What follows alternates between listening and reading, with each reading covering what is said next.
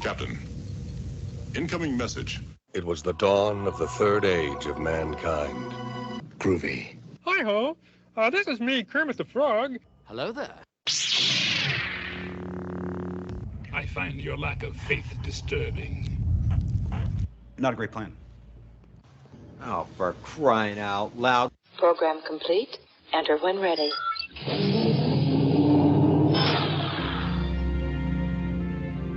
Let's see what's out there. Engage.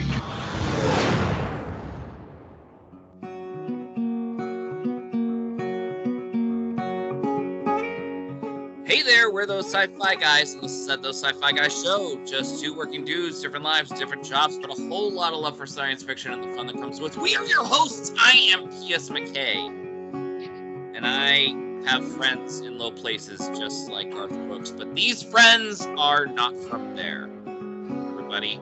And I'm DT Cavman, and I take exception to that. Remember, I'm always on the high ground. Well, I you're said right. you're We not do from have. there, so.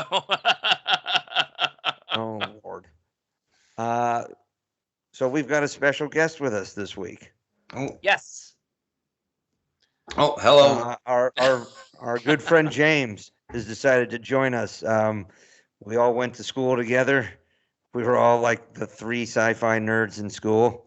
Probably, and, right? There was more of us, I think. You know. Yeah. Yeah, but we didn't hang out with them. Yeah. No, We were the cool nerds. We were actually in swimming together, and we did a lot of sports and other stuff. So the you sci-fi guys stuff did. came along with it. You know, you got your damn Dude, I can't fit in any of those shirts anymore, I don't think, but I still keep them because the artwork is fantastic. Oh, thank you. I showed Darby. I ran into Darby Honey recently. Actually, sorry, Darby Sawyer.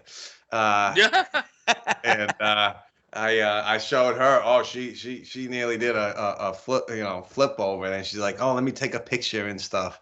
Well, yeah, I have a couple of them. They're in Gem and 10 because I have Does the superintendent know she had the cat of nine tails in her head? Oh my God, jeez.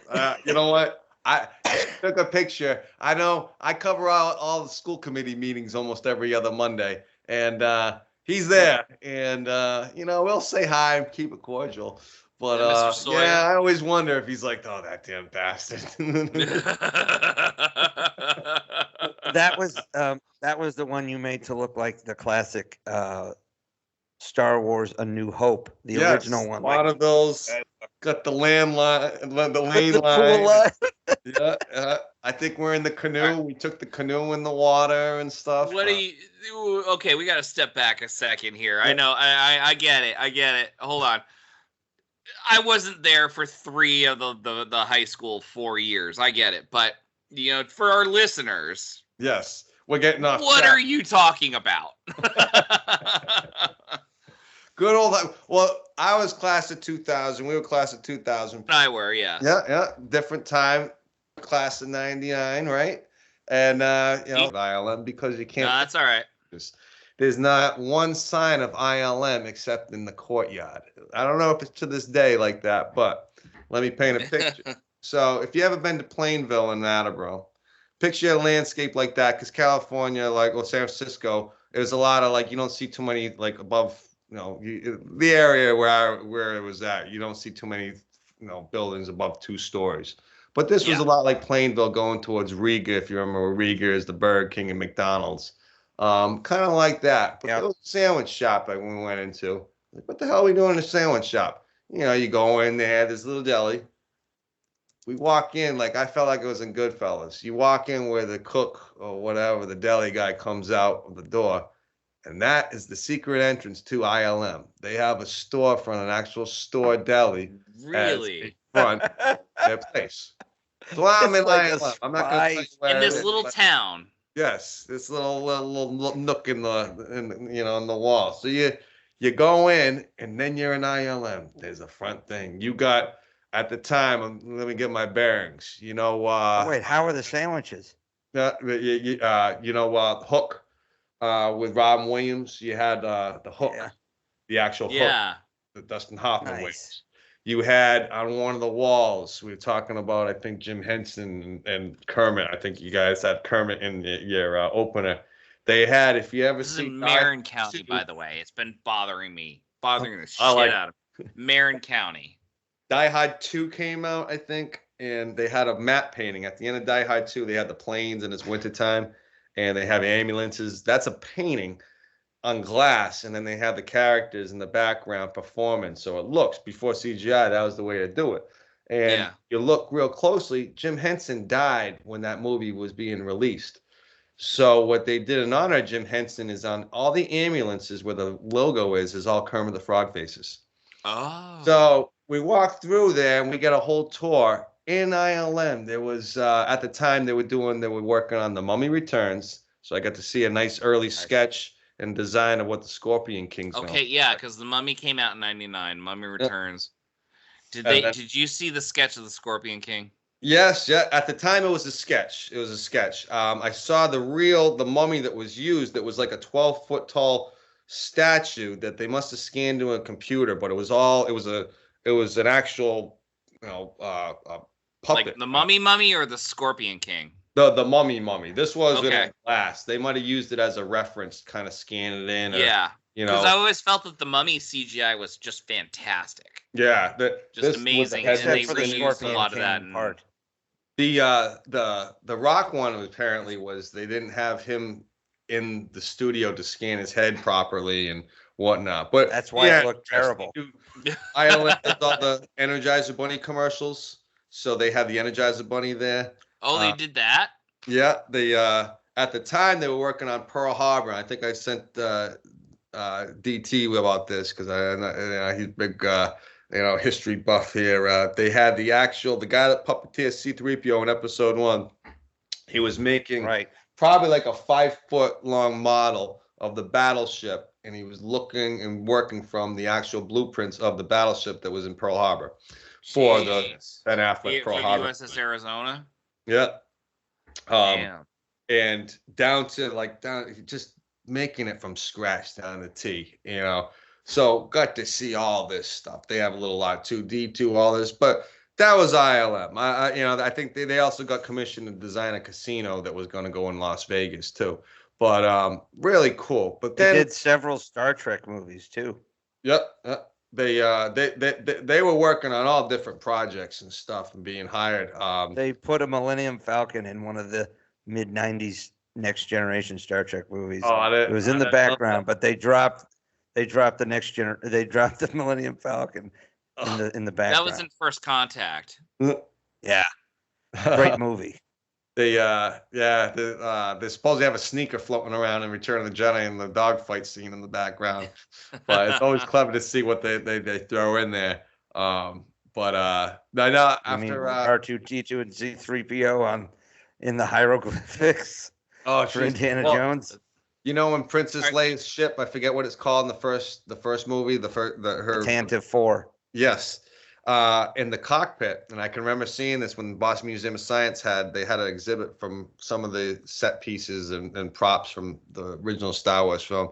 They had that on display. And if you look real closely in the cockpit, there's a Playboy hanging on the door to go into the cockpit of the spaceship. And that's a little on the nose.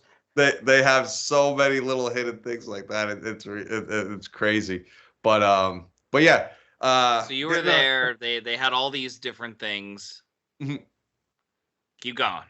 All right. So what did you geek out the most when you were in ILM? What was the thing that made you geek the most? I'm getting there. Well, ILM was just amazing, but the trip to the Skywalker Ranch was the icing on the cake because it's. We could only stay in ILM for so long, and then they ship you off. You drive over the Golden Gate Bridge, drive up Lucas Lane, not named after Lucas. He actually moved there, and it was called there. You pass by a little guy with a llama farm, a big stone, and he's holding on to his property for dear life. He ain't gonna sell that thing. But you get to Lucas, you get to Skywalker Ranch, and there's a guard there. Cameras off. Okay. Whew. And you got there, drive around, and it's like you're in another country. It's almost like you're in Neverland. You got the Skywalker Ranch, nice little house, big mansion. You got. Is this what we're seeing right here? What's that? Yeah, I think if you not seeing anything right here. Yeah. So there's a few pictures that I sent P.S. McKay. And so you'll see, if you see the water there, that's called Ewok Lake. Now, the main house right there is where the interview would take place. That's where Lucas's his office is. And you go in and you say what was something that struck me. When you go in there, this? It's all, nah. It's all like, Titanic, when they're in the grand staircase. Picture that look, that fine wood, the wooden panels, just like that, kind of Victorian look. Just beautiful, breathtaking. Staircase going up, but off to the side, there's a glass case that has the Imperial Walker from the Empire Strikes Back. Jesus. And next to that, there's the Indiana Jones hat. Oh my God! And I love that hat. Then I believe there was a Boba Fett helmet and the Shankara stones, and it's like I just like my jaw drop, nose behind, and it's like oh my God, like that just blew my mind because it was like the first actual, like there was an R2-D2 in a Darth Vader suit in a theater that you went to see, but it's like, okay, was that the actual Darth Vader? Is that the actual R2-D2? And it's nothing like, but to see the actual props, to see like this is the Imperial Walker, this is the one that they animated. So there we go. Seeing right that, you'll see. I just saw the okay. So this is the sound studio here. So this is where they do all the sound recording. One of the things that Lucas is big into is collecting foreign film movie posters. So you walk into this place, it's all decked out in the wood for a sound stage, and there's all these fancy, fantastic, like 1930s, 40s Casablanca, but it's like the Italian version of the poster, or it's the Turkish version of the poster. Yeah, the artwork's different. So you got those around. This place right around to the side, they have their own gift shop. This place has their own fire department. At the time, Linda Ronstadt, was supposedly, I think Lucas and her dated or whatever. They did. They did. Horses up there. So they still had a nice relationship going on. He races cars. He does like the NASCAR stuff. So that's the sound stage. In front of that. Please tell me when he does the race cars, he goes, "Now this is pod racing." Yeah. Well, Jesus he does Christ. like celebrity NASCAR stuff. He's a big car guy. I think he was driving around like a 80s Mercedes because there was nothing to write home about, but it was like his first car that he got when he, made it big or whatever. But so we walk in and I want to say they bring us upstairs to the staircase and we're in his office. This is this is everybody. This is my father on the end. I'm in the middle. Kate is on the end. That's the girl that interviewed Lucas Long. And the guy looking like the emperor in the background is the guy that him and his wife are the ones that run the magazine. And I believe that was the editor, and that was their son. And this is you. Yeah, that's good old me. And if you look at my shirt is very similar to what Lucas's shirt was going to be like. So that, I believe that was at our hotel, but okay, so shuttle us up. The next shot I have right here. This right here. After meeting George Lucas and interviewing, these are all the artists. These are the magicians, the creators behind the magic you see on. And so what you'll see is on the end, I know that's Douglas Chang. If you know Doug Chang, he does a lot of the artwork, spaceships. Yep. And that design, the overall conceptual designs. But these were the team sounds familiar. Were working on. Pretty much the early stages in the execution. So you'll see Sebulba is on the foreground. Right, you'll see and these are like maquettes, where before they make the puppet or make the scan, they'll make a maquette, which is like a detailed model where that gives you the idea of what the thing's going to look like in a 3D form. So it's like taking the sketch to the second level. So you'll see that little fish creature that's from episode 1 there. That gobbles up Jar Jar and Obi-Wan and Qui-Gon when they're in the undersea ship. You'll see a little blaster on the table too, and I believe the snake creature that grabs that character, and what's the slave, the guy that owns Anakin, Watto. Yes, the Watto. Yes. Watto. Yeah, speaks like the old Italian. Yeah, you see him. They Yeah, went. he could be either considered you'll see old his little hat. Jewish or old Italian. We Yeah, weren't sure. yeah. We're sure it was sort of offensive. It was either way. It could have been offensive. It's up for debate. Yeah. Ain't that the truth? Jeez, it's no matter what you do, you're gonna offend somebody. But yeah, that's all the artists in there. But you'll see little things like Watto has a hat on, and so I think they lost the hat, or they might have put the hat on for one of the uncut scenes. I think, or when they go back to him or something. Hat, I think, came back in like Attack of the Revenge Clones. Sith. Yeah, one of the when ones. he was all old Yes. and Yeah. when they go back when he Broken comes down. back looking for his mom. And that's the Yeah. thing. Some of the sketches might be a no-go, but it's funny because like certain things like the Mandalorian that and a lot of these new Star Wars shows are bringing back some of these early concept works. Like if you look at the McCoy drawings, like I got like the Art of Star Wars that has like everything from the first conceptual artwork to the final Oh product. my God, those spiders from the season 2 of The Mandalorian. The- That was straight out of his concept designs for Empire. Yeah.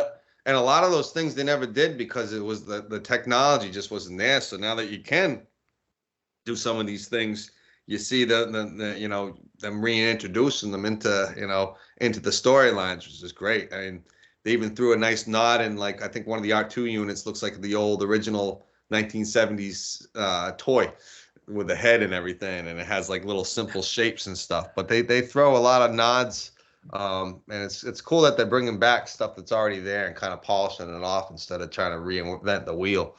But Dave Filoni when was does this that trip? a lot in the animated stuff. this is 1999. I want to say, kind of going into the summertime. Okay. So nice weather out, and Right after Phantom Menace. Phantom Menace just came out. yeah. So this just came out at the Phantom Menace, and so when you're looking at questions, first off, the questions you could ask them, the Teen Ink people reviewed them, and we were in the hotel practicing how you'd say them. So it was already predestined on what questions you could ask. And what the fuck were you thinking about Jar Jar Binks? You can't ask that. That was not going to be allowed. Why so much CGI? And you gotta, not to say water it down, but you gotta be respectful. But you also gotta know how to word things. You can ask the question and ask it the right way and get the right answer, or you can be smart ass and smug and ask it, and that's why one of the things, guys, I gotta tell you, I've been asked before to talk about this on podcasts and stuff. I never liked talking too much about this because of, I went to an art school. I never told anybody really about me meeting Lucas, because you get the critics out there where you met him. Did you tell him that this movie sucked? Or did you? Yes. And it's yes. like you don't want to.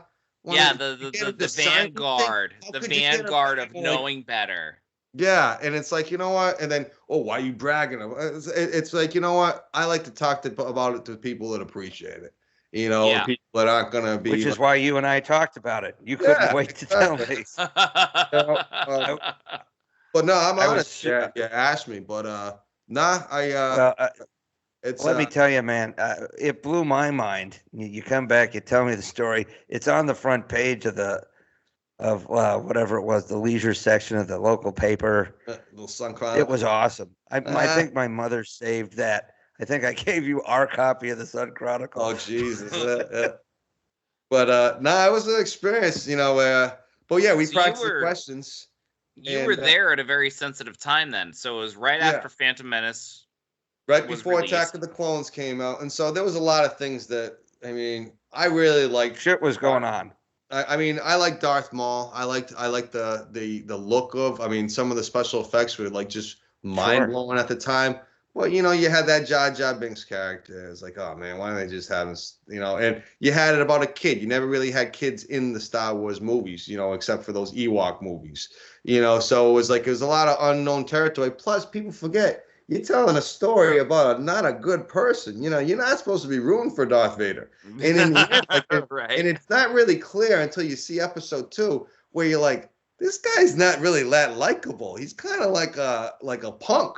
He's like He's that. a creep. He's a punk. He's like that punk. And he just was a mass murderer. In the 80s that probably would have been riding a skateboard and tagging shit and breaking bottles and stuff.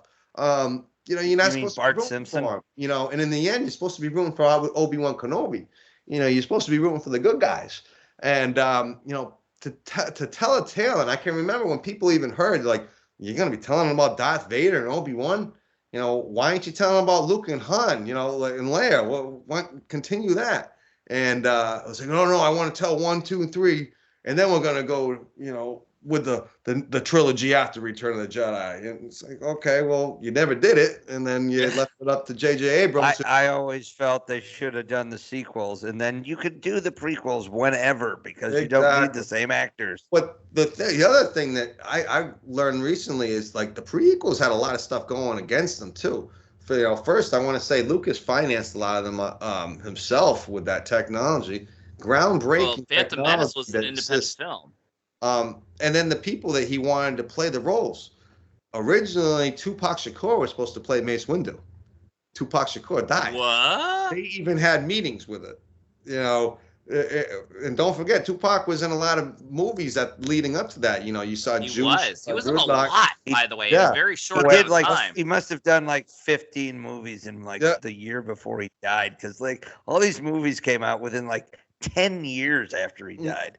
But supposedly Lucas met with him, and he was supposed to play Mace Windu's character, but he died. River Phoenix was originally supposed to play Anakin, and he died at the Viper Room in Joaquin Phoenix's arms. For Christ's sakes, so it had a lot of strikes that I think probably delayed a lot of the production. And if you ever seen the behind the scenes, I think Lucas almost had too much power in certain things where it's like, they got hung up on, I like his performance in this take, but I like their performance in this take. Can we use the CGI to blend the two clips together? And it's like, yeah, you could, but why don't you just reshoot it and we can spend time on developing the characters? So it's almost like he got hung up on the wrong things. And even he said in one of the makings when that movie came out, I think I held back.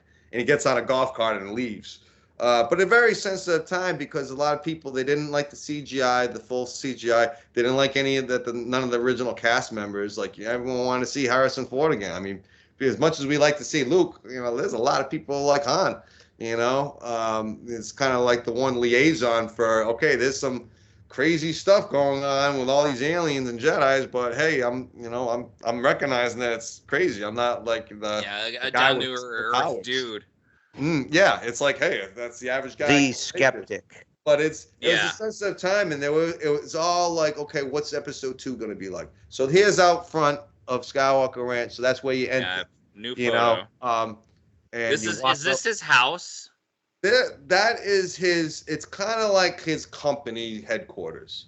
And so if I have him working on a film for the CGI or whatever, I would go there and stay there like it's a hotel, and I'd work with that team of artists that was in the previous picture to develop the project. And you'd go there and come and go. The restaurant there, everything's there you need, but you can immerse yourself in his area. And you have anybody think of how many people had Industrial Light and Magic work on their films, and those a lot of times the director and the artist, the set designers would go there. And they'd either spend, treat it like a hotel, but it's like your headquarters. With this place, though, everything's done up and it's contained so that you could stay there for a period of time. Now, when you walk, probably a good way to keep spoilers from leaking. Yeah. Yeah, totally. I mean, it has its own fire station. It has its own, medical facility, restaurant. But you walk around, they fed us in. The guy has big art fan, Norman Rockwell original painting on the walls. Wow, nice. You know, and not only that, Norman Rockwell did a Jeez, couple. dude, you flew all the way across the country to see artwork you could have driven an hour and a half away to Well, see where he lived out in I- Western Mass. Now, but let me tell you something. Norman Rockwell only did a handful of black and whites, and one of those black and white paintings is in Skywalker Ranch. At least Of course at the time. it is. So very, It's good to be the king, isn't it? Yes, yes. So Nina, I digress. So you go upstairs and you sit in his office. Now we're waiting in his office, and the guys from Teen Inc. are setting up the cameras so that they have 2 cameras filming. And I'm looking around, and I take a picture of this. Now, if you look closely, what is? You'll recognize that from Star Wars episode. That's the game board. So That's the game board on the Millennium Falcon. Yep, that's the game board, and he has that right next to his desk. And so Jesus, really. Yeah. So that's that the was, claymation. Originally stop motion, I think, animation that they kind of played around with layering on top of the film. So that's there. But we have a little couch Is that the original? Do you know if that's the original? I want to say what most likely is it's a cast from the original, where the table's probably the original. Okay. But those were those were stop motion. So most likely they were like a mold that they inject foam into with like a metal skeleton, wire skeleton that they move frame by frame by frame, little by little. But the thing is that foam decomposes and rots away after time. I've heard about that. I've heard about that, yeah. Where you, with the mold, you'll do a plaster run or a Lumilite run or some kind of run that is like, it doesn't move, it doesn't have the squishiness, but it keeps all the detail, and it's almost like a statue of it. Right. I'm pretty sure because, like if you remember the Garbage Pail, like Spooky World used to have like the old props from the movies. So your Garbage Pail Kids movie and your Gremlins, those were all foam based. They just rot from the inside out. Yeah. It's just like they just fall apart. Red Letter Media owns a couple Gremlins props, and they're trying desperately to figure out how to stop the decomposition. A lot of the props, like they've got it wrapped in cellophane and just like trying to behind glass and everything. So it's weird because these movie props have so much intrinsic cultural value, but they weren't built to last. Well, that's why you got the mold. Like you see that head that I showed you guys for the movie that I made that I'm working on. I got about 5 of those heads that I done. And as long as you take care of that plaster, it's a UltraCal 30 mold. The thing weighs about 70 pounds. It's 2 pieces. As long as you take care of that, that thing will last hundreds of years, and you can always have a run. Almost like the death masks. You ever see like they have like Napoleon's death mask? They got a lot of times when the person died, they do a plaster thing. Those things, I think they even found Julius Caesar's in the riverbed in France that they just uncovered, and like, oh my God, and like that's like almost a couple thousand years old and still good. And so like the stone thing's the big thing, but once you have the mold, you can make and run those as many times as you want. The big T-Rex, my mold's gypsum stone base, UltraCal 30, but like the big T-Rex Stan Winston did for Jurassic Park, they had about 6 artists working about 16 weeks working on that damn thing. And the mold for that is fiberglass based just because it's so big. But, the clay is worn away that they sculpted, but the mold's still there. And they just run the foam, the latex, and there's the skin. And so, like, I'm almost wondering if that fiberglass, I never use fiberglass because it's too, like, harmful to your lungs and stuff. But, you wonder, like, if you have that mold, you can, pretty much, you can make as many of them as you want and if you take care of it. But that's where I think these are. But a lot of those old puppets and stuff, like it's, that's why you got to continuously make new ones over time. Interesting. Well, and that makes sense. But even Darth Vader's lightsaber, all the props, every time they make a new Star Wars movie, the one prop that always goes missing is Darth Vader's lightsaber. And every time they have to make a new lightsaber for Darth Vader for the movies. But yeah, so this is his office. So we're setting up, and now meanwhile, George Lucas, we're waiting on him, but I forgot to mention, I'm keep on going back to art and stuff. Well, I Just had tell me when to made. put the next picture up, by the way, Oh wait, what's that? when you're ready. Okay, so throw the next You one. and the big guy. Okay, so got to the big guy comes in, and oh my God, he's wearing almost the same damn shirt as me, the plaid blue shirt, but sits down and we're recorded, and we ask the questions away, everything from talking. I got a nice video of it and everything. I'll have to share one of these days, but pretty much everything from Yeah, I'd love to his see it. inspiration, where he draws his inspiration to, to the symbolism, how he deals with the fans. Can you tell us anything about episode 2? No, was the answer, unfortunately. At the time. And then we went through all the questions, and then it was like we had time to ask stuff that wasn't on the script. And Kate was asking about drawing inspiration, from where he draws his inspiration from, and my questions were, as I got asked too, was one of my big ones was, okay, how do you deal with negative criticism? Because let's bring it back to Jaja. That's How a the heck very do you good ask a question like? That's a how do great you question. feel- That is a fantastic question. And And that he was, did- And he didn't- it's not. he didn't It's say it outright. it's. and Yeah, it wasn't exactly. approved You because can all actually get the answer. unfortunately, a lot of the interview was stuff that was already, because if you like Dan and I, we've probably seen at that time, you almost seen every interview and every behind the scenes thing with Lucas and Star Wars. So you already had these questions that were thrown out there. You already knew the answers. And it was like, oh yeah, well just look at from Star Wars to Jedi. That question gets answered right there in the first 20 minutes. So it's like, okay, what softball, what can I ask that isn't a softball? That was my big one, because it was on everyone's mind. Like, how do you deal with that? And his answer was, I don't pay attention to what the critics say. I'd make the movies for me. These are movies that I make them because they're in me. I want to make the movie that I want to make. I don't pay attention to criticism. I don't try to read about reviews of my work. I make the work the way I want to make it. And say what you will about Lucas, you got to respect that. You got to respect that. Absolutely. And then my other one was, what would you like got to a work second on? one. What? Yeah, my second question there. What would be a project? Because we were running low. He was supposed to be somewhere about 10 minutes ago, and I'm asking him about negative criticism, trying to softball around Jaja. And so I went in. I was like, what would you like to do that's unlike anything you've ever done before as far as movie projects go?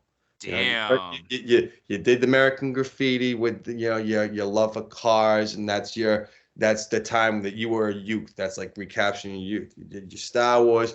Modesto, not far from me. You did your Marvel Howard the Duck. Let's not forget Howard the Duck. Oh my God, who can Please, let's forget forget Howard that. the Duck? Yeah, please forget it. It's making a comeback. Joseph Gordon-Levitt does the voice now in the new Guardians movies and stuff. But his thing was, and he loves the Industrial Revolution. He loves the Industrial Revolution and would love to kind of do something in that time period, something involved with interesting. A project or movie. Hey, then he would come out. Then he should come out here, because that's kind of where the Industrial Revolution got kicked off, out here. And it was take him over to the Slater Mill. Yeah, it kind of threw me for a curveball, because it's like, okay, that's you expect him to say about space and being like Elon Musk over here talking about building a rocket or something. But no, I like the Industrial Revolution. I like the past. I like when things, and it's almost like, but when also machines were starting to take over, and you see that related into his work, and it's just like, it was really something but so he had to get shoved away. He spent too much time with the SAT-RA, but couldn't let him go without leaving an impression, guys. Because one thing is, you kind of want to do a little. I love this thing. Got to do a little extra. So my little extra thing was, before I even went out to California and San Francisco, you'll see Lucas is holding something in his hand. Now, I did in my free time, I made sculptures out of Super Sculpey, and I thought, you know what? I grew up with this guy. This is one of my idol. I look up to this guy. He's, I love, I love his work. I admire his work. I admire the world he created. What can I do as an artist? I'm gonna make a sculpture of this guy. And so I made a sculpture, and it's funny because he's wearing the same goddamn shirt that I made in the sculpture, but he's leaning down, and he's got Yoda over to the side. His hands touching Darth Vader's helmet, and you got to look real closely at the base because it doesn't just stop there. On the base, you have behind, there's a THX 1138 head. You can't really see it because he's a bad resolution area. I can Falcon on next there. Photo. Here, let me try the next photo.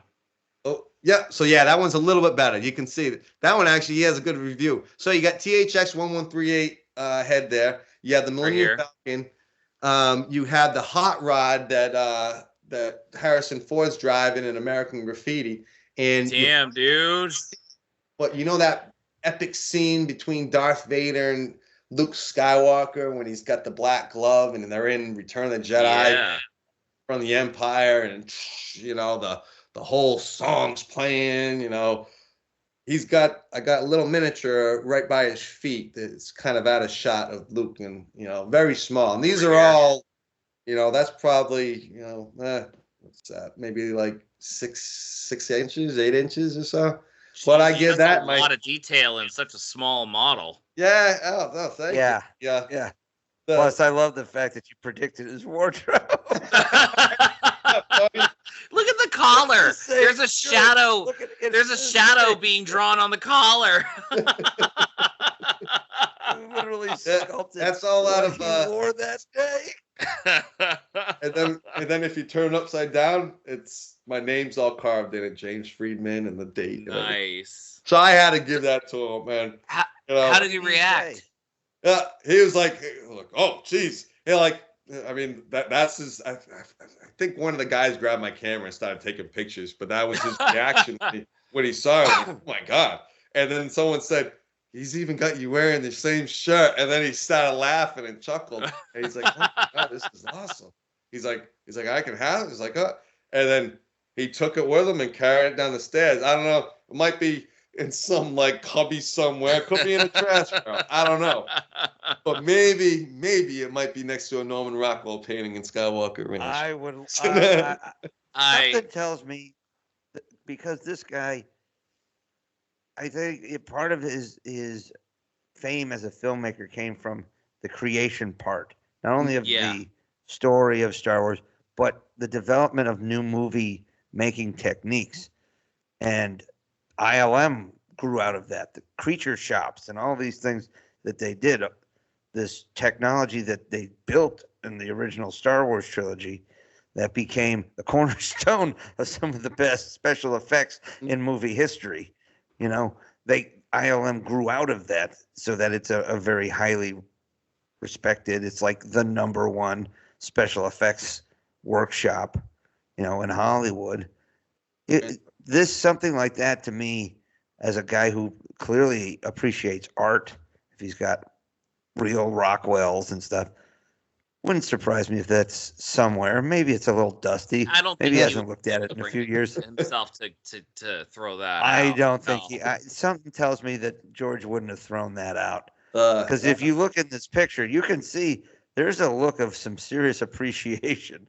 Yeah. And maybe it had a bit of pictures and too. maybe a little embarrassment at being caught in the same shirt. Wearing the same shirt. I got to change my wardrobe a little.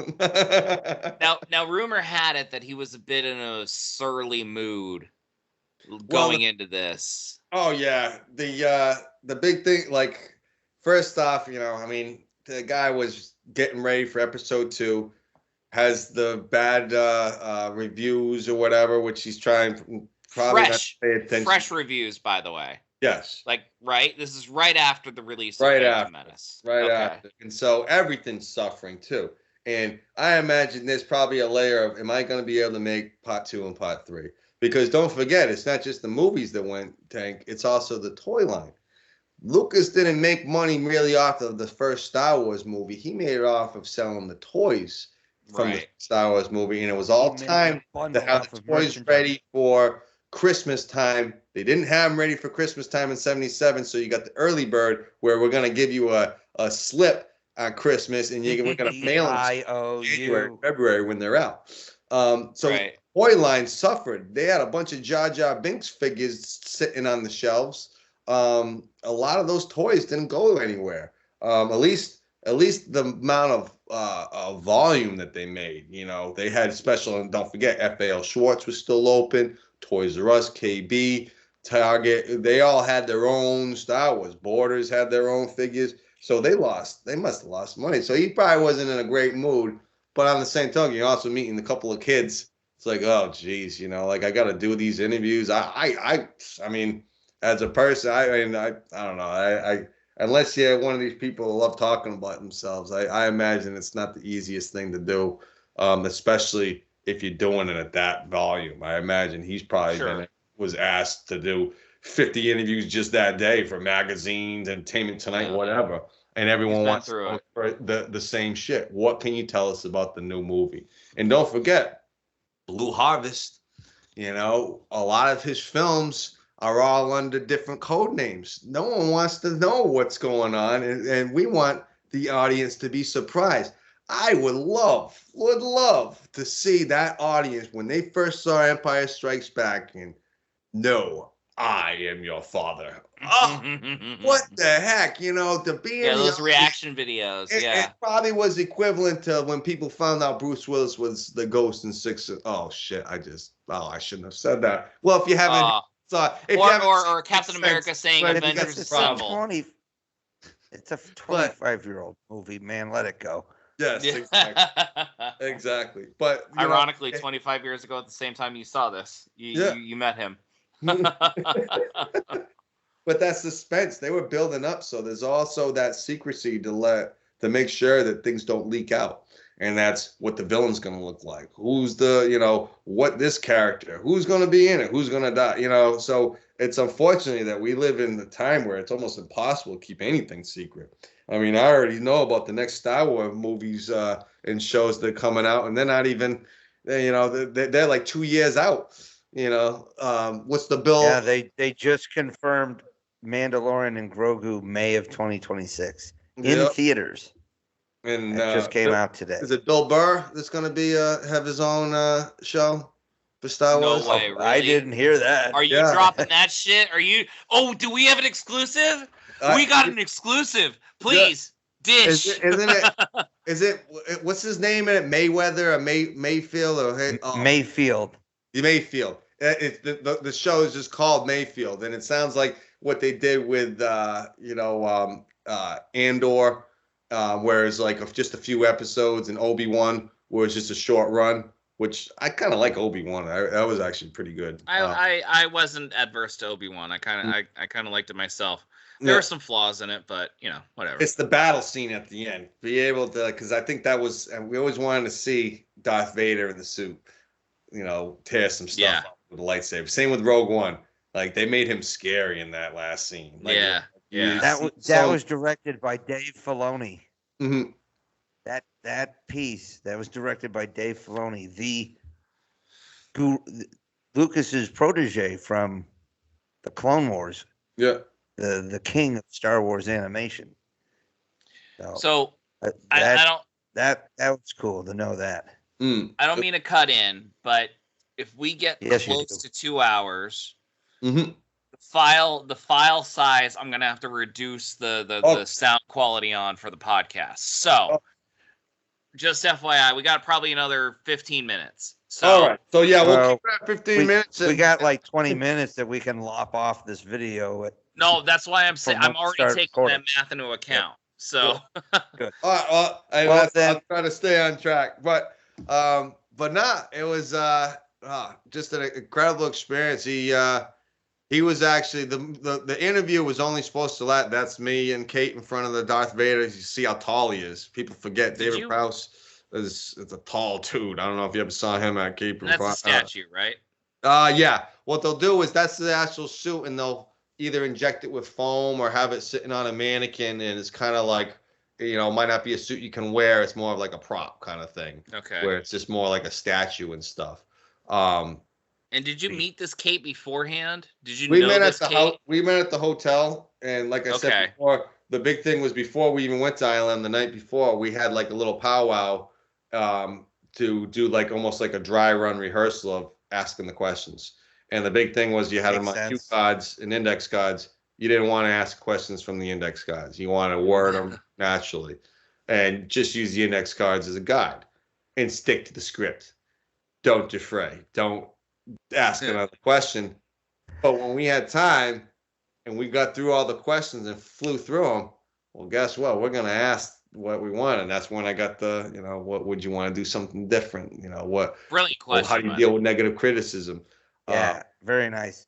And those are very solid questions. Oh, thank you. And unfortunately, it was like he spent more time with us, and he was like he had his people kind of like out there ready to like shuffle him to the next meeting. So I don't know if he was could have been meeting with Martin Scorsese for all I know, like all those guys hang out together, Spielberg. But maybe Linda Ronstadt was Spielberg's in the next room and you didn't even know it. And that's the thing. Did you ever see how Harrison Ford got discovered with I didn't know this. The whole he used to be setting up for Jim Morrison in the Doors as like a group as a groupie, like a set a teamster, not a teamster, but a set. Oh, roadie. He was like a roadie. Yeah. Roadie. And but he was a carpenter, just like JC. But he was working on he went out to California late like when he was like in his 30s, late 20s, and just like kind of like, hey, I'm gonna do that, but I'm gonna not only do that, I'm gonna do my carpentry stuff. I think he was working on like maybe like a gazebo or something for Martin Scorsese or Francis Ford Coppola, someone like that. But he's like, hey, I want to work when no one's around. Can I work at night? And he was packing up his shit to leave the next morning. And who strolls in? Lucas and Spielberg, and they cross paths with Harrison Ford. He's like, who's that guy? Oh, that's it. Oh, I remember him from American Graffiti. That's the one we had. Yeah. And that kind of started. And next thing you know, they had him working on the sets because he's a carpenter. We needed you to build this thing. Oh shoot, we got only 4 guys that are playing Harrison Ford, and I like to have the actors, different actors play with the different actors and see who gels. Let's have this guy stand in because we need 5. We only got 4. That's how he got it. He kind of nailed that role, and it just you never know where the road might take you. But this was just incredible. It took you to Skywalker Ranch.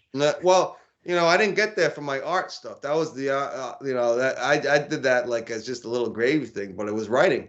I never was a big writer. Not to say I was never a big writer, but I wasn't sitting there at home writing in a journal or writing my own stories. But when this opportunity came up, and same with interviewing, I wasn't like, hey, shoving a microphone in people's face doing interviews.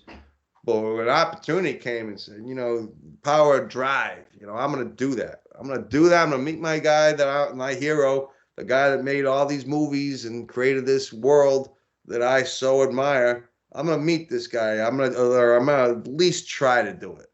And well done. Someone never did that before, and then wrote a nice essay and wrote these questions, and so it goes to show you want to do something, you can freaking do it. Nothing it's that drive. Gained. Yeah. What's that? Nothing ventured, nothing gained. Yeah. And what do you have to lose? Exactly. A rejection. You get a rejection. Oh, okay. So I'm still at 0. Yeah. Awesome. That's what I tell you. Like people are like, oh, you got an award for that. Yeah. You realize I lost 10 things before I got that one award. And then my son, Dylan, he's 11 years old, shop cookie. I got a son and a daughter, Amy. She's 9. But my son's like, though he's just a kind of old soul. He's like, you miss 100% of the shots you don't take. And I'm like, oh man, yeah, I'm rubbing off on you. But it's like, those desires. It's very easy to be like, because I'm not a writer. I don't do this. I'm an average student in English. But you know what? I can do this. It's the same thing with, I think that's with anything. You be the power of drive and commitment. And if you ever think otherwise, I've been fortunate enough to go film one of those Special Olympics best buddies things, and let me tell you, yeah, the power of ability, you know, regardless of what conflicts you have in your way. Yeah, I gotta tell you, you got the drive, you got the passion. Lord help anything that wants to stand in your way, because they're gonna get knocked down, you know. But I appreciate that. That's But my. the British told us that we get up again. It's Jesus Christ. What? Did you Dude, just do a I Tough gotta Thumper throw my reference? trademarks. I did do a Chumbawamba. God damn it. Don't do that. I get. Don't do that. This is what I do. We've only done 165 of these things. But James, I gotta ask. Sorry, James. James, I gotta ask you. I'm dying to know. I've got DT's impressions on everything. Since Disney has taken over, what is your impression of the state of Star Wars at this point? I mean, you've talked about some breaking news and everything. So they've got some irons in the fire. Yep. Of new things that haven't been announced. So rumor. We'll throw it. I'll throw a rumor banner on there. Although I can't do that. So I'm just gonna say it. There's a rumor banner out there of those other shows. But what do you think of the state of Star Wars as it stands right now? And yeah, go ahead, please. Sorry. It's funny because it's evolving and changing. I'm not a big fan of what Kathleen Kennedy has done, because I think it's kind of you're using Star Wars as a vessel for what's dear to you instead of what's dear to the audience. And so you're trying to sell, you're trying to force too many things on people, and it's like there's too much going on. You got too many characters that are like, you should have just combined Poe and Finn together in one character. Poe's kind of a side character. I didn't mind the Rose thing with Finn, but Finn should have died in the second movie. Agreed. Projection Luke, come on. Like I was expecting, if you ever played Force Unleashed, where you're picking up the Star Destroyer and throwing it, I was expecting them to take one of those. I mean, the guy raised the damn X-Wing out of the lake. I was expecting him to topple over one of those Imperial walkers, the new mammoth ones or whatever, and look at a domino thing. The whole Kylo Ren, I could have rested with the whole okay, throw him back to the original one. Maybe, Luke can't kill his own nephew. He's going to let himself get killed. I can deal with that. But a projection and all the energy you use to project yourself, you disappear after that. Ugh. And don't even get me started on Floating Leia. It's like she died during the movie. The Floating Leia, that would have been a great way for her to go. Why does she have to be Mary Poppins floating back into the ship? And it's even that. All I could hear is Yondu. I could just only hear Michael Rooker from Guardians 2. I'm Mary Poppins, y'all. I'm Mary Poppins, y'all. Oh, and that's, what? It's funny because Guardians, man, it's like the parts where it's trying to be funny, it kind of almost gets you like a tear in your eye, man. That's true. That movie's got so much emotion jammed in it. It's like, and it's a funny movie, but it's emotional. Star Wars in the space of it's powerful. It's got a lot of pathos in it that is very effective to the audience. Yeah, and it's the one thing the Star Wars movies are missing, and I think the horror movies, some of the best horror movies, have a lot of comedy in them. And it's not just a horror movie. With Star Wars, it was like a lot of them are just trying to be a sci-fi movie, and they're just trying to be focusing on the Jedi. Like, you forget you had a little comic relief. You had the back and forth between Harrison Ford and Mark Hamill. The new series, it's like they don't know what direction they're going. They're flooding the market with it. I love what Jon Favreau's doing with it. I think it's a good example of, this is a guy that grew up liking the series, and he's picking up where we as kids kind of saw it going. You know, Yeah. I always thought way before Mandalorian came out you know, wouldn't it be cool to see a Boba Fett series directed by Quentin Tarantino? I like to see an R-rated Star Wars movie, which kind of you got his buddy Robert Rodriguez doing the Boba Fett. That's yeah, what you got. exactly. So what'd you think of Boba Fett? I mean, yeah.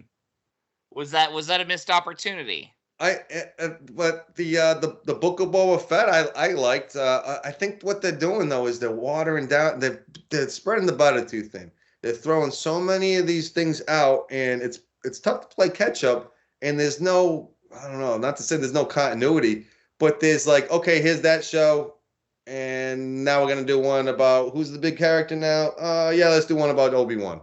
Time jumping. The one about, you know, oh, Bill Burr, he resonated good with fans. Let's just do a show about him. You know, like it's too much jumping. You know, I like the early works when it was like, I guess early on, you know, they were talking about I think it was Guillermo del Toro wanted to do a series just about Jabba the Hutt. The movie was just about Jabba the Hutt and from his point of view, like a Godfather. Mm-hmm. I mean, that's cool. That's something different. Yeah, that would limited series, maybe 4 episodes. Yeah, you know, you could limit the budget a little bit there. I don't think Guillermo del Toro could do it because they did it in Clone Wars already. Yeah, and that's the thing. They have a lot of, and that's what one of the cool things is. They're throwing some nods to Clone Wars in some of the new movies. But you know, I didn't mind the Solo story. Kind of wish that I liked that one. You know, I kind of wish that they liked it. We did an entire episode. You know, I like 21 Jump Street, the movie, and I like the Lego movie. The original director, they fired. You know, I guess it was more comedy driven, which I think that they're missing that with the new series. But, you know, I like what Jon Favreau is doing with it. I like, you know, I think Kathleen Kennedy, I think she's entrenched, but it's just, I'm sick of them making the guys idiots, and it's always like, it's very, very, very heavy on all the main characters are girls. And it's like, okay, well, you know, can we have some balance? Do we have to go from one extreme to another? We need to bring balance to the Force. Yes, exactly. I like to see a flagship, though. They call the movies the flagships, you know.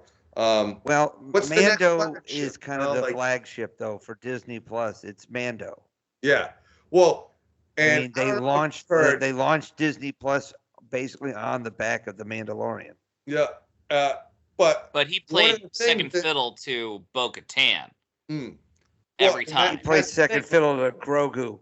That's what he played second fiddle to. Let's not get it twisted.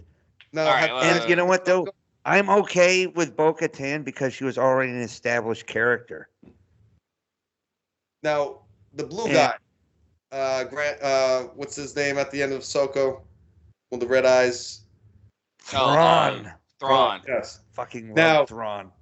The whole idea of that, and this kind of goes into, I don't know if you've heard of the Veil of the Force, but yes, there's a whole kind of idea where, and I can remember talking to one of the writers that does it, Ryder Wyndham, I believe his name was. Anyways, Splinter of the Mind's Eye. First book come out after Star Wars came out. Thought? What's that? You have an insider's opinion on this. Yes. Okay. Shit. I didn't believe that we had such. Holy hell! This is a great. Wow. Okay. All right, keep going. I'm sorry. We're becoming one of those podcasts. There's an idea of taking some of these great books, Splinter in the Mind's Eye, the first Star Wars book to come out after New Hope, and everything. Design shoestring project. If the sequel to Star Wars, hold on. You could just make it with a handful. I think we're dealing with some technical difficulties. Something happened, yeah. I think we ran out of time. Mac, go ahead and kill the visual. Just bring the three of us in. We don't need the. Yeah, I'm stopping sharing. Oh, there we go. Mother was very disappointed. Oh, everybody. You're always supposed to share. Yeah. But yeah, the Thrawn and Ahsoka. Now that's kind of proving that we're going to the books, that you're kind of expanding that universe, and the whole veil of the Force and I always envisioned, I didn't mind the Ryan Johnson one. The last one that came out, flagship there, I was, it's just too much to try to tackle. But the whole veil of the Force was, Force Awakens happened, but when Rey's in that cave, does the snap, when she's like, oh, like, it's like, what the heck is going on here? And there's like a mirror of her. She's like, there's a bunch of rays and stuff. The whole thing that I've heard was that the veil of the Jedi was she's in a trance, and she's like has a vision, almost like when Luke saw him cutting Darth Vader's head off and the head exploded, and oh my God, my head's in the mask, the Darth Vader mask. What's that? So the next movie in Projection Luke, Floating Leia, was all just a vision. It was all vision, never happened. Oh. And so we're going to pick it up where it left off. And originally, Lucas, when he sold it to Disney, went in and presented the idea of, okay, you guys are going to do the next ones. This is where I start heading. And they were going to have Rey. Luke was going to be more of a training character, Han Solo, everyone. But the villain, who was the villain? The villain was supposed to be Darth Maul. Darth Maul with the robotic legs. He got cut in half, but now he's part machine. Being a whole little introduction to like the marrying the new series with the prequels. And I'm sorry, I would have liked to see Darth Maul spinning that double lightsaber, and the actor can still do it. Hell yeah. He's still got his tricks up his sleeves. But the Emperor was. Did you ever watch Clone Wars, James? What's up? Did you ever watch the Clone Wars series? Yeah, he's in it like that. When his brother goes and rescues him on the trash planet, and he's got the spider crazy first. Stuff. Yeah, but then when they came back and they did season 7 of Clone Wars back in 2020, and they did the last 4 episodes of Clone Wars, which were basically supposed to be running concurrently with Revenge of the Sith. Mm. The fight between Ahsoka and Maul was mocap between Ray Park and a female martial artist. Really? Oh, so it's exactly because he can do that spin where he does like the double lightsaber around his back. It's fantastic. Yeah, it's pretty epic. Season 7 of the Clone. Yeah. And unfortunately, they didn't give him enough screen time in the first one. But yeah, so that's where the direction of it. And unfortunately, I don't know if Disney just did it so that they didn't have to credit Lucas, but they kind of just went and did almost the complete opposite of everything that he suggested, But it's a shame because it's like it shows you what it could have been. But I think one of the names, I want to say Jon Favreau was one of the people that's an advocate for the whole veil of the Force where, we can reinvent. World between worlds. Yeah, it's kind of like, the alternate, but I think it would play good. I didn't like the last one, I gotta tell you, and I think I've only seen it twice. That's the other thing. Say what you will about. I've only watched it once. You can watch them all over and over. Might be once for me too.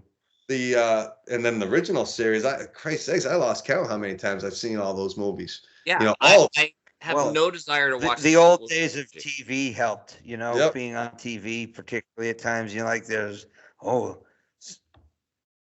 they used to run them on May 4th all the time. They used to run them be with you. Leading up to the next movie coming out or something. Coming up next, Star Wars, The Empire Strikes Back. But like what is it called? They do the alternate universes with everything from the DC to Marvel. Multiverse. There's talks. I just hope that they don't deep fake the hell out of it. Unfortunately, they're doing like the last one when they did. It was kind of almost like a little throwback Luke, where they have young Luke and young Leia training, and it's like it's cool because it's that dark. A lot of that CGI stuff looks great when it's dark, but as soon as they turn on the lights, it's like, oh my God, like this is like a video game. Like at the end of that. That was also Rogue One. Rogue One I liked though. Rogue One was definitely I liked that was a good movie. It was a good movie, but the Leia deep fake was a little jarring. Yeah, especially around the eyes, and and that's the thing, they kind of went in for the too many of the close-ups, you know. Mm-hmm. Yeah. But bad So actors in there, the one with the I beautiful mean, eyes. the Ugh. deep fake Luke Skywalker has gotten better. Yeah, They did deep fake Luke Skywalker at end of season 2 of Mando. Then some guy like went on YouTube and like did a version where he cleaned it up. They hired that guy, and then deep fake Luke in Book of Boba Fett was a lot better. yeah.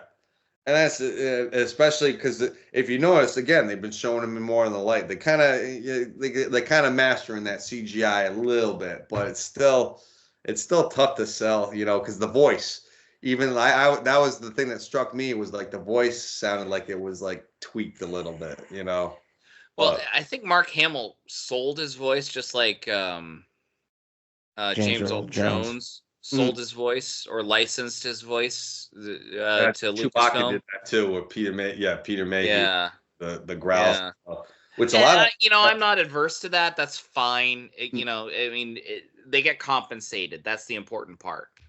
But do you see?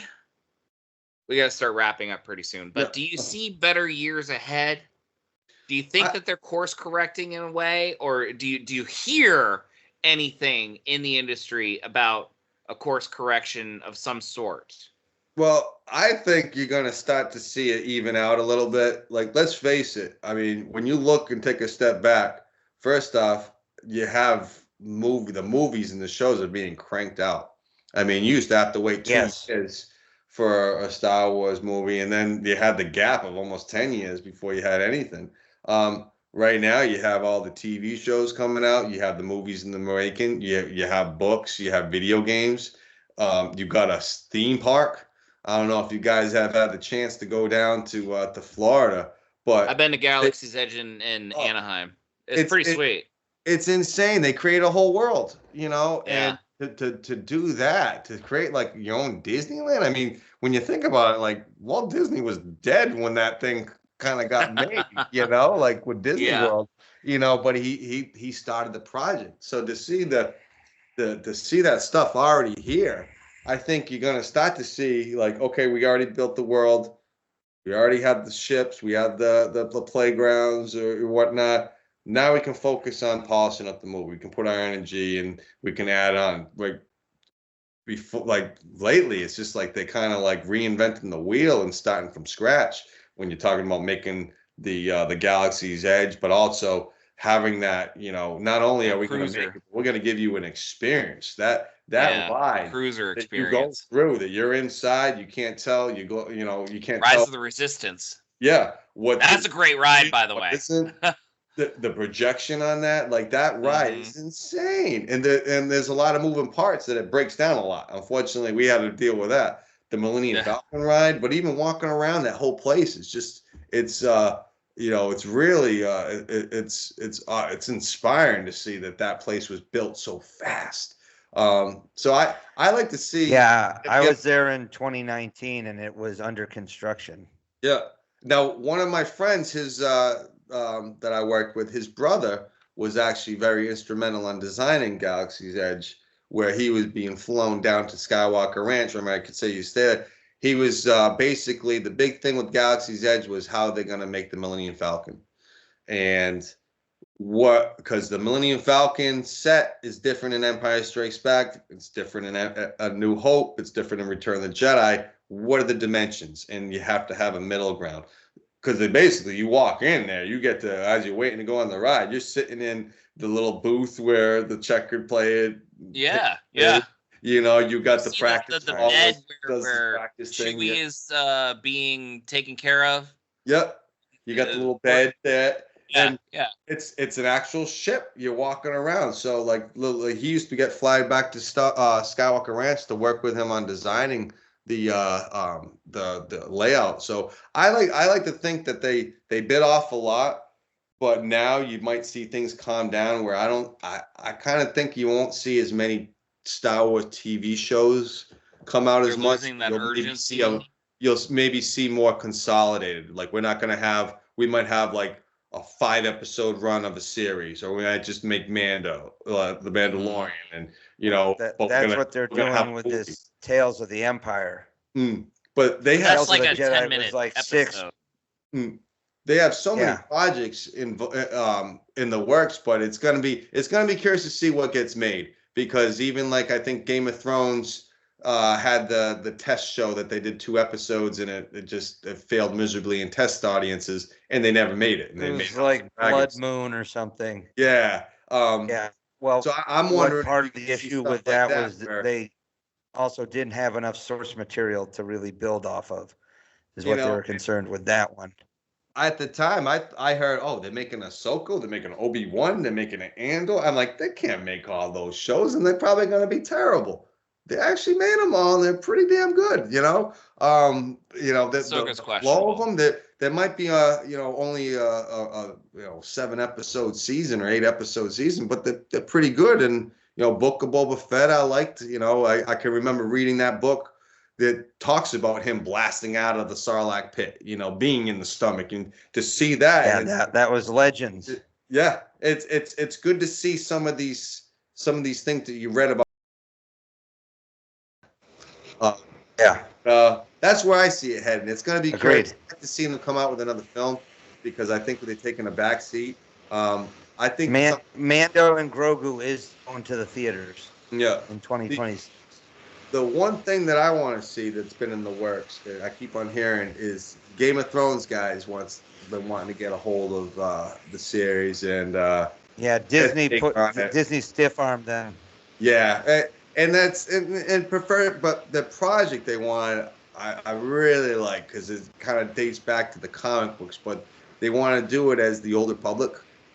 Yeah, Heights of the Old Republic. Yes, but like thousands of years before Luke in the Skywalker. Probably wanted to tackle. Yeah, like that. I got this comic book series that's like right around that, and it almost looks like Braveheart, where like the people got like combination of like axes and lasers, but they have like the ripped kind of like Scottish kind of attire. It looks more bloody, more of a, like it doesn't look like a clean version, but it looks like, it looks like it could fit in the ancient Star Wars, So that's why that's such a big galaxy. Why are we on, what is it, the 10th movie or something, and everybody's still freaking related? I mean, I go on Matter, bro, and it's not the universe, and I don't run into my relative everywhere. But in the Star Wars universe, everyone's a brother or a sister. It's a giant galaxy, and they're all related.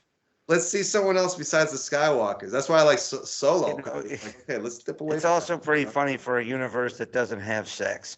Yeah. Oh, jeez. I always, I used to always joke about, like, why don't they ever show a toilet in Star Wars? No one ever goes to the bathroom. What do they do in the first Mandalorian episode? The guy uses a toilet in the bathroom. I'm like, yeah. These guys, we're on the same wavelength. But it's I'd like to see people get a little crazier with Star Wars. Like let's see an R-rated movie come out, which I guess Zack Snyder tried to do that with Rebel Moon, but it's got all the ingredients to Star Wars, but they don't let them call it a Star Wars movie. Damn it! It is Star Wars. Ran out of time to talk about Rebel Moon. I specifically watched Rebel Moon 2 nights ago so we could talk about it.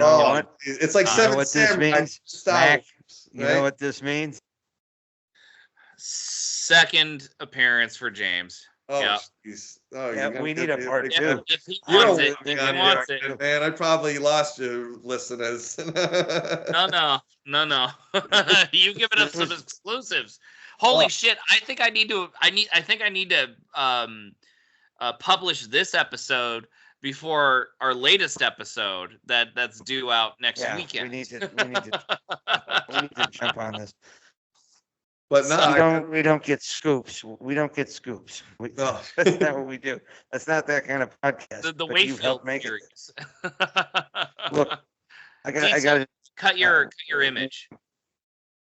Well, guys, I've been honored that you guys asked me to be on the show, and definitely next time you want me on, just tell me. I'll try to make sure I don't have anything going on crazy that night. Well, we'll do what we did time, and try to figure out something in advance. We can all be on the same page, roll in the same direction. Well, it's good that we got the technology thing going, and yeah, me too. Definitely. I got to tell you, man, it's this was pretty fun. Same. I'm really looking forward to this today. So again, man, I'm very happy. I'm very glad to get your feedback is on Star Wars. Until next time. Yes. James, listen, I gotta say, Friedman, I always called you Friedman growing up. Oh, that's the way you should. I gotta say, this has been an utter delight, and I really appreciate you coming on. Just fantastic. It's been a slice of heaven having you on. You're more than welcome to come back anytime. Just let us know. And I would love to discuss Rebel Moon, especially when we've got a great opportunity when the sequel comes out. And what is the sequel? Week? I was gonna say, if you get a date, send me that date, man. All right, I'll send it to you. But we got a great opportunity to do that. I think that'd be great. We should do like a whole Rebel Moon retrospective. It'd be great. Yeah. But fantastic. Thank you so much. You've added so much to this whole thing. I really appreciate it. I can't thank you enough. DT is a little frozen right now. That's okay. All good. I'm not frozen. I'm here. Okay. You look frozen. Maybe I do, but I've been looking a word in edgewise tonight. That being said, I'm glad because I love doing you on, man.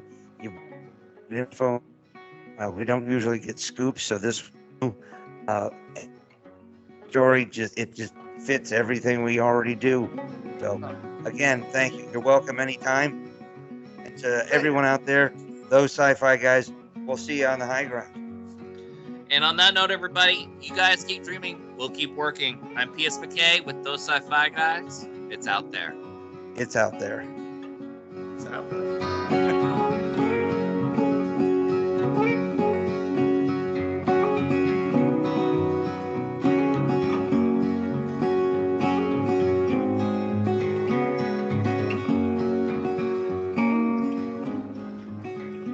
Those Sci-Fi Guys is an independent broadcast by Alpha Sci Productions, produced by DT Capman and P.S. McKay. Music courtesy of Camtasia. For more information on upcoming episodes, follow P.S. McKay on X at P.S. McKay, or go to thosesci-figuys.com for past episode information.